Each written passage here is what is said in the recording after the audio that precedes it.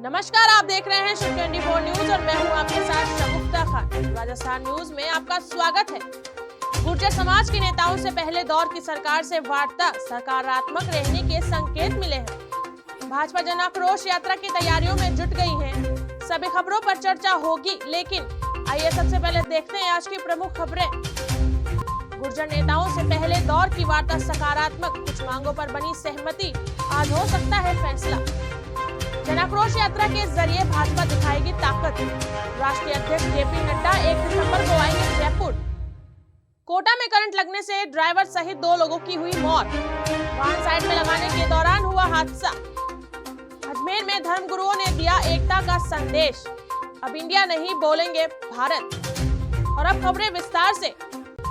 गुर्जर समाज की मांगों पर गहलोत सरकार ने सकारात्मक रुख अपनाते हुए उन्हें वार्ता के लिए बुलाया और पहले दौर की वार्ता में कई बिंदुओं पर सहमति बनने के संकेत मिले हैं। आज फिर से वार्ता का नया दौर शुरू होगा। सोमवार को गुर्जर प्रतिनिधिमंडल के साथ सचिवालय में मंत्री और अफसरों ने करीब 2 घंटे तक बातचीत की। गुर्जर नेताओं के रुख में नरमी देखी जा रही है। शिक्षा मंत्री बीडी कल्ला की अध्यक्षता में हुई बैठक सरकार की ओर से सामाजिक न्याय अधिकारिता मंत्री टीकाराम जूली, युवा और खेल मंत्री अशोक चांदना, देवनारायण बोर्ड के जोगिंदर सिंह आवाना सहित कई अधिकारी मौजूद थे। कल हुई वार्ता के बाद गुर्जर नेता विजय सिंह बैंसला ने सकारात्मक संकेत दिया है कि सकारात्मक ने सभी मांगों को सुना है। उन्होंने कहा, अगर हमारी मांगे मानी नहीं गई तो भारत जोड़ो यात्रा का स्वागत करेंगे। उधर कल्ला ने कहा कि संघर्ष समिति से सभी मुद्दों पर चर्चा हुई, जो भी जायज मांगे हैं उन्हें माना जाएगा। आज रीट भर्ती फीस, देवनारायण योजना से जुड़े मुद्दे पर चर्चा होने की संभावना है। राहुल गांधी की भारत जोड़ो यात्रा को बाधित करने की धमकी के बाद सरकार ने आलाकमान के निर्देश पर गुर्जरों से वार्ता के लिए पहल की है। इस वार्ता के लिए राज्य सरकार की ओर से शिक्षा मंत्री बीडी कल्ला, गृह राज्य मंत्री राजेंद्र यादव, खेल और युवा राज्य मंत्री अशोक चांदना और देवनारायण बोर्ड के अध्यक्ष जोगिंदर आवाना को अधिकृत किया गया है। गुर्जरों की मुख्य मांग है कि सरकार ने जो 2019 और 2020 में समाज के साथ जो समझौते किए थे, उनको वैसा ही लागू किया जाए। समझौते के कई बिंदुओं पर अभी तक कार्यवाही नहीं हुई है। मुख्य रूप से आंदोलन के दौरान गुर्जरों पर दर्ज केसों का निस्तारण और देवनारायण योजना के बच्चों की निजी छात्रवृत्ति जारी करने जैसे मामले शामिल हैं। गुर्जर आरक्षण संघर्ष समिति की ओर से विजय बैंसला के अलावा भूरा भगत, एडवोकेट हनुमान गुर्जर, एडवोकेट वीरेंद्र धाबाई, सुवालाल गुर्जर, वैद प्रकाश, अमराराम देवासी, रामराज भोपर, पिंटू गोटन, इंद्रजीत गुर्जर, लोकेंद्र चावड़ी, महावीर अलावता, हनुमान सिराधना समेत 17 नेता शामिल बताए जा रहे हैं। सचिवालय में हो रही वार्ता का जिम्मा वरिष्ठ IAS शर्मा संभाल रहे हैं। जानकारी का कहना है कि राहुल गांधी की भारत जोड़ो यात्रा में किसी तरह की बाधा उत्पन्न न हो, इसके लिए आलाकमान के निर्देश पर भी सरकार ने वार्ता करने का फैसला किया। राजस्थान की कांग्रेस सरकार के खिलाफ भाजपा ने जन आक्रोश रथ यात्रा निकालने का फैसला किया है। इसकी तैयारियां जोर शोर से की जा रही है। भाजपा के इस आंदोलन को प्रभावशाली बनाने के लिए पार्टी के राष्ट्रीय अध्यक्ष जेपी नड्डा 1 दिसंबर को जयपुर आ रहे हैं। नड्डा यात्रा पर जन आक्रोश रथ यात्रा को हरी झंडी दिखाएंगे। पार्टी सूत्रों के मुताबिक आदर्श नगर के दशहरा मैदान में नड्डा विशाल जनसभा को संबोधित करेंगे। यहां से 51 रथों को हरी झंडी दिखाकर जिला और विधानसभा क्षेत्रों के लिए रवाना किया जाएगा। राष्ट्रीय अध्यक्ष के कार्यक्रम में बीजेपी राजस्थान कोर कमेटी के सभी नेता भी शामिल होंगे। नड्डा प्रदेश के गहलोत सरकार के कार्यकाल की नाकामियों और राजस्थान में बिगड़ी कानून व्यवस्था के खिलाफ हल्ला बोलेंगे। मंच पर कोर कमेटी के नेताओं की उपस्थिति से कार्यकर्ताओं को एकजुटता का मैसेज भी दिया जाएगा। उधर बूंदी के पाटन में विधायक चंद्रकांता मेघवाल ने गहलोत सरकार पर जमकर निशाना साधा और कहा कि जन आक्रोश यात्रा के जरिए लोगों के बीच में जाकर सरकार की नाकामियों को बताएंगे। आक्रोश यात्रा का पूरा ब्लैक पेपर आउट किया है और पूरी प्रेस कॉन्फ्रेंस करके आज पूरे राजस्थान में भी जिला स्तर पर हमारी प्रेस कॉन्फ्रेंस की जा रही है। सम्मान्य प्रभुलाल जी सैनी साहब, हमारे सत्यनारायण जी चौधरी साहब यहाँ पधारे हैं, जिलाध्यक्ष जी उपस्थित है, हमारे डोगरा जी भाई साहब भी है। ऐसे में निश्चित तौर पर राजस्थान की जनता जो 4 साल से, विगत 4 वर्ष से हर समस्या से जूझ रही है, जो राजस्थान वीरांगनाओं का देश कहलाता है, जो राजस्थान वीरों का देश कहलाता है, ऐसे राजस्थान के अंदर सीधा सीधा आंकड़ा हम लेंगे 4 साल का तो 27,000 दुष्कर्म के मामले दर्ज होना, 27,000। इससे क्या संदेश राजस्थान के अंदर जाता है? 1,60,000 से ज़्यादा मुकदमे अत्याचार के दर्ज होना, निश्चित तौर पर कहीं ना कहीं ये सारी बातें राजस्थान की जनता को अपने, मैं कहूँगी कि पूरा उनके मन में जो दर्द भरा हुआ है उस आक्रोश को निकालने के लिए कहीं ना कहीं भारतीय जनता पार्टी ने उनकी मन की पीड़ा को समझते हुए इस जन आक्रोश यात्रा को निकालने का पूरा मन बनाया है। जनता की ही ये यात्रा एक तरह से रहेगी और भारतीय जनता पार्टी के कार्यकर्ता आम जन के साथ मिलकर, किसान के साथ मिलकर, नौजवान के साथ मिलकर, महिलाओं के साथ मिलकर इस यात्रा को निकालेंगे। पत्रकार वार्ता के दौरान पूर्व कृषि मंत्री प्रभुलाल सैनी और पाटन विधायक चंद्रकांता मेघवाल ने जन आक्रोश रैली के बारे में विस्तृत जानकारी दी। पूर्व मंत्री प्रभुलाल सैनी ने गहलोत सरकार को जमकर कोसा।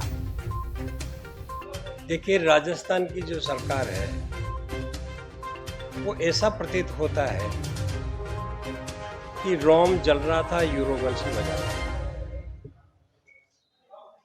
पूरा राजस्थान सामाजिक, आर्थिक,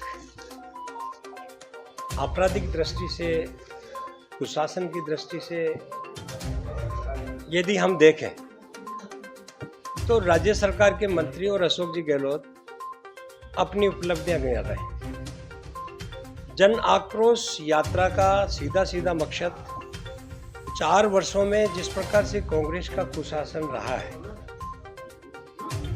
सरकार के मंत्री अपनी मर्यादाओं को तोड़ के कलेक्टिव लायबिलिटी को तार दिखाकर सरकार के और मुख्यमंत्री के खिलाफ आरोप लगा रहे हैं। इससे ऐसा लगता है कि सरकार के मंत्रियों को भी, सरकार के जनप्रतिनिधियों को भी इस कांग्रेस राज पर विश्वास नहीं रहा है। भारतीय जनता पार्टी हमेशा संपूर्ण प्रभुत्व संपन्न लोकतंत्रात्मक गणराज्य स्थापित करने में विश्वास रखती है, एकात्म मानववाद में विश्वास रखती है और ऐसी घड़ी में जनप्रतिनिधि का दायित्व भी होता है कि जब गैर संवैधानिक शक्तियां लोकतंत्र को तहस नहस करने में, ध्वस्त करने में लग जाती है, ऐसे वक्त में प्रतिपक्ष का दायित्व बनता है, भारतीय जनता पार्टी का दायित्व बनता है कि हम जन आक्रोश के माध्यम से आम जनता के बीच जाएं और सरकार की जिस प्रकार की अब तक की असफलताएं रही है, चाहे शिक्षा क्षेत्र हो, चिकित्सा क्षेत्र हो, बिजली क्षेत्र हो, सड़क तंत्र हो, यानी चारों तरफ से जिस प्रकार की अव्यवस्था सरकार के द्वारा की गई है, इन सारे विषयों को लेकर भारतीय जनता पार्टी ने जन आक्रोश यात्रा निकाली। भारत जोड़ो यात्रा का विरोध है।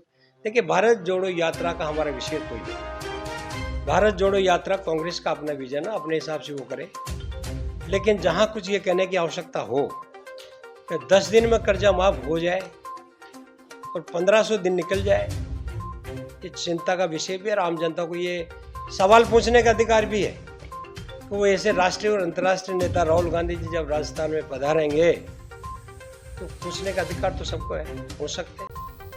नगर पालिका में नवनियुक्त अधिशासी अधिकारी प्रकाश डूडी ने पदभार ग्रहण कर लिया है। पालिका अध्यक्ष मगनदान चारण ने ईओ का पुष्प गुच्छ देकर स्वागत किया। पालिका में करीब 6 महीने से अधिशासी अधिकारी का पद खाली था। ऐसे में विभागीय कार्य प्रभावित हो रहे थे। वहीं प्रशासन शहरों के संघ अभियान के कार्य भी प्रभावित हो रहे थे। ऐसे में स्वायत्त शासन विभाग की ओर से डूडी का पदस्थापन किया गया, जिस पर डूडी ने पदभार ग्रहण कर लिया। नगर पालिका में स्थायी अधिशासी अधिकारी के पदस्थान से आमजन से जुड़े कार्य निस्तारण होंगे। नगर पालिका में स्थायी अधिशासी अधिकारी के पदस्थापन से आमजन से जुड़े कार्यों का निस्तारण होगा। इस मौके पर पालिका अध्यक्ष चारण, पार्षद अर्जुन सिंह, राजेंद्र प्रसाद और इमामुद्दीन सहित कई लोग उपस्थित थे। लंबे समय के बाद आज अधिशासी अधिकारी प्रकाश जी डूडी ने ज्वाइनिंग करी है। इससे भी चर्चा भी हुई है। सबसे पहले प्राथमिकता शहर में जो साफ सफाई के जो हालात सही नहीं थे, उससे संबंधित बातचीत हुई। सबसे पहली प्राथमिकता ये है शहर में साफ सफाई, लाइट व्यवस्था को सुचारू करें। सेकंड नंबर पे फिर लोगों के जो लंबे समय से नक्शे नामांतरण ये जो अटके हुए पड़े, तो लोग मकान बनाए गए, इनके लोन की भी आवश्यकता रहती है, काफी लोग से परेशान हो रहे थे लंबे समय से। अब वो मैंने इनसे बात की है, कम से कम ये प्राथमिकता इन कामों को दे जिससे आम जनता के लोग का काम हो सके। और लंबे समय से बोर्ड वाले भी परेशान हो रहे हैं, सारे मेंबर भी परेशान है, अधिकारी बार बार बदलते रहते हैं, जिस कारण से लोगों का काम नहीं हो पा रहे। इससे जनता भी बहुत परेशान है। शहर की हर समस्या के लिए बिना अधिकारी के तो काम करना बहुत मुश्किल होता है।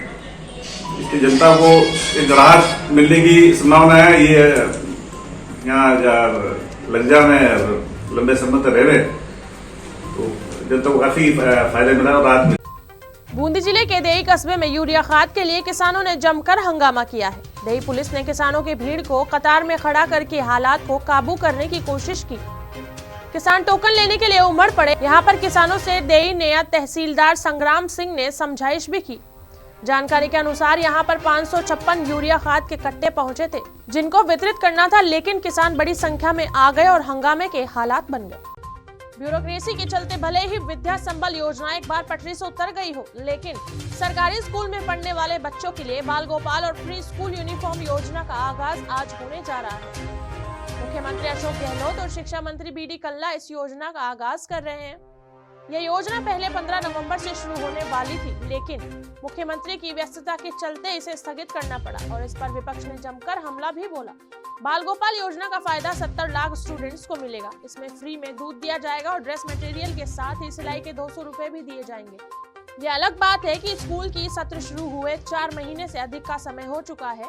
बाल गोपाल योजना शुरू होने के साथ ही सरकारी विद्यालयों में स्टूडेंट की संख्या भी बढ़ने की संभावना है, क्योंकि दूध के अलावा यहाँ पढ़ने वाले विद्यार्थियों को स्कूल यूनिफॉर्म का कपड़ा भी मिलेगा और सिलाई के लिए 200 रुपए उनके बैंक खाते में जमा कराए जाएंगे। मुख्यमंत्री की इस अनूठी पहल का बहुत दिनों से अभिभावकों को इंतजार था।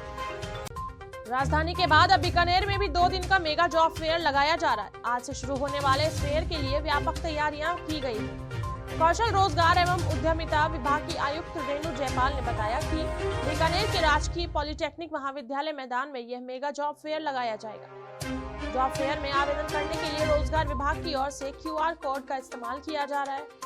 इस QR कोड को स्कैन कर प्लेसमेंट के लिए आवेदन कर सकते हैं। मेगा जॉब फेयर में agriculture, apparel, electronics, retail, automobiles, banking, finance and insurance, logistic, निर्माण, management, technology, health care, IT, tourism and hospitality सहित कई सेक्टर की नामी कंपनियां भाग ले रही हैं। इसमें 8वीं पास से लेकर ITI, स्नातक, MBA योग्यता धारी युवा अप्लाई कर सकते हैं। राजसमंद के नाथद्वारा में स्थित विश्व की सबसे ऊंची शिव प्रतिमा विश्वास स्वरूपम को आमजन के लिए खोल दिया गया है। इसे देखने के लिए बड़ी संख्या में श्रद्धालु उमड़ पड़े। बता दें कि स्टैच्यू ऑफ बिलीफ का अनावरण महोत्सव 29 अक्टूबर से 6 नवंबर तक नाथद्वारा में संत मुरारी बापू के सानिध्य में हुआ था। इस भव्य समारोह में मुख्यमंत्री अशोक गहलोत, पूर्व मुख्यमंत्री वसुंधरा राजे सहित बड़ी संख्या में जनप्रतिनिधि और श्रद्धालु पहुंचे थे। इसे देखने के लिए टिकट का निर्धारण किया गया है और यह श्रद्धालुओं के लिए सुबह 10 बजे से शाम 6 बजे तक ही खुला रहेगा। यहाँ आने वाले श्रद्धालु पदम ओपन परिसर में open theatre, musical fountain, game zone, food court, jungle cafe का भी आनंद ले सकेंगे। विश्व की सबसे ऊंची शिव प्रतिमा को देखने के लिए लोगों में खासा क्रेज देखा जा रहा है। अजान, आरती, शब्द कीर्तन और चर्च में प्रार्थना, कुछ ऐसा ही माहौल होता है अजमेर में, लेकिन इस सद्भाव को और मजबूत करने की जरूरत है। सभी धर्मों से जुड़े लोगों ने इस बात का संकल्प लिया।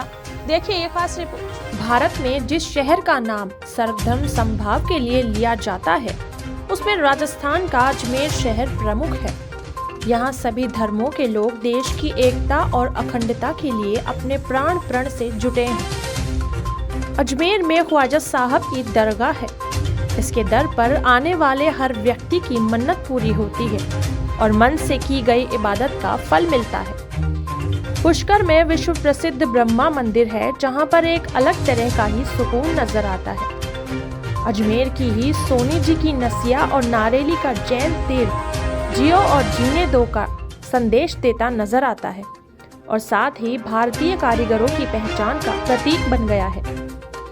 अजमेर के चर्च में जब भी प्रार्थना की जाती है तो एक अलग ही अनुभव होता है। कुछ ऐसा ही कलेवर लिए हुए था अजमेर का जवाहर रंगमंच, जहां पर कई धर्म गुरुओं के साथ साथ आमजन ने भी देश की एकता और अखंडता की शपथ ली। दरगाह दीवान जैनुल आबेदीन ने कहा, एकजुटता से ही देश की अखंडता बनी रहती है। इस आयोजन में खुलकर कहा गया कि अजमेर सद्भाव की नगरी है।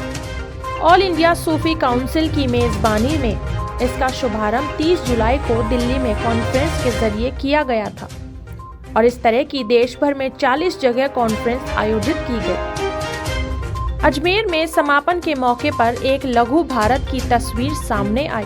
पुष्कर का गुरुद्वारा भी ऐतिहासिक महत्व लिए हुए है।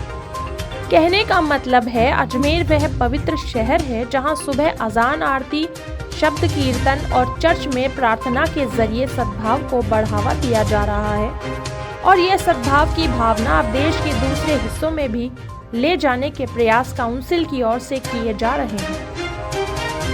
गंगा जमुनी तहजीब को दर्शाता यह सम्मेलन अपने मकसद में कामयाब रहा। शुभ 24 न्यूज के लिए कमल जैन की रिपोर्ट। कोटा संभाग के सिमलिया थाना क्षेत्र में एक हादसे में 2 युवक करंट की चपेट में आकर जिंदा जल गए। इस घटना के बाद इलाके में सनसनी फैल गई। घटना के मुताबिक सिमलिया थाना क्षेत्र में एक बोरिंग की गाड़ी चलाने वाले झालावाड़ निवासी ड्राइवर कमलेश और चित्तौड़ के रहने वाले पप्पू सिंह दोनों हाई टेंशन लाइन के तार की चपेट में आने से जिंदा जल गए। बताया जा रहा है कि साइड में लगाने के लिए गाड़ी पीछे करते समय मशीन का पाइप हाई टेंशन बिजली के तारों को छू गया और बिजली का तार सड़क पर गिर गया।